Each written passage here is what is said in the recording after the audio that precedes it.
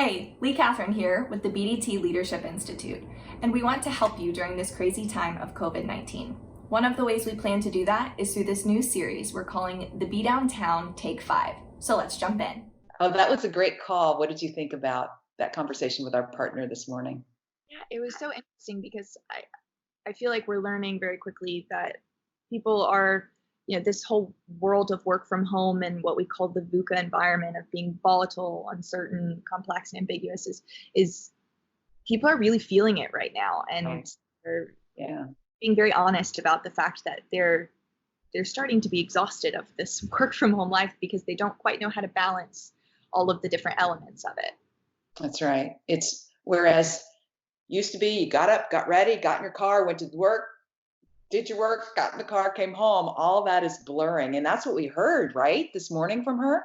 Yes, this morning, one of the things that she was talking about, which I think a lot of people are dealing with right now, is how do you find that space again in your daily life? Now you're living in your house and your ecosystem, but it's not necessarily just you. You might have an entire family that is now within that ecosystem that you're not used to having there during that time of the day. How do you get the elements of that space back in your day so that you're not overwhelmed to an extent of burnout and just pure exhaustion? And people don't quite know how to do it. It takes a lot of intentionality to figure out I'm struggling with it, of what is my structure for the day.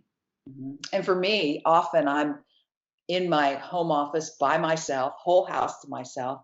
And in the last 24 hours, there have been three of us. And so let me show you my space. So this is not my home office. I am in my new space, which is my bedroom. See that?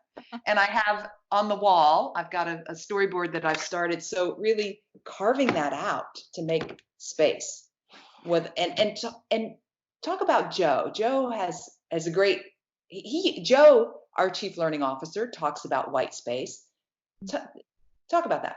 One of the most impactful things that I've ever learned from Joe, and I've learned a lot, but it's that you have to be so intentional about finding your white space in the day. And you have to fight for that white space a lot of the time because the world can take it away very quickly. And I think a lot of people right now are feeling, and me included, that taking that time for white space is selfish. And if we can reframe that for ourselves, that we're not being selfish, that we are in fact caring for ourselves so that we can be the best person we can be for our family and our colleagues.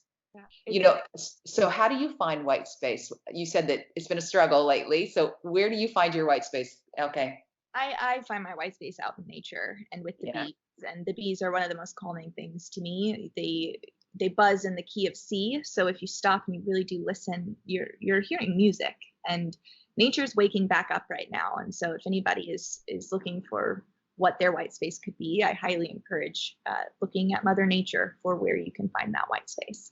That reminds me of a moment I had this morning. I looked out my window and there was this cute little squirrel shimmying out this branch that was bending down. He was reaching for the buds. I've got that video. I'll send it to you. Maybe you can include this in this take 5. Yeah, absolutely. Because it's finding moments that matter. We have to search for them, and we have to be aware of, oh, this is a moment, and that if I just sit in it a little bit longer, I can find some rest and some peace. And it is a gift. It's not selfish. It is a gift that you can give yourself, but also your team as a team lead, and just even on a team, to be able to share during all of these meetings and Skype calls with people that you took your white space, and to ask them, have you taken any space today? And for people to know that is invited. What challenge are we going to leave people with this morning? Oh man, I'll let you take the first one. Okay, let's see. Let's challenge them to identify where their white space has shifted or disappeared, and to reflect on that and to make at least one commitment to do something different every day to expand their white space, to center themselves and have moments of self-care. Does it sound like a good challenge? Yes, I love it. Joe always says, aim small to miss small. So don't try to create too many spaces in the day and readjust your schedule. Just find one moment that can matter in your day for your mental health, and use it and work on it for the next week. That you'll really commit to. That's our challenge, right? That's your promise. Yeah, sounds great.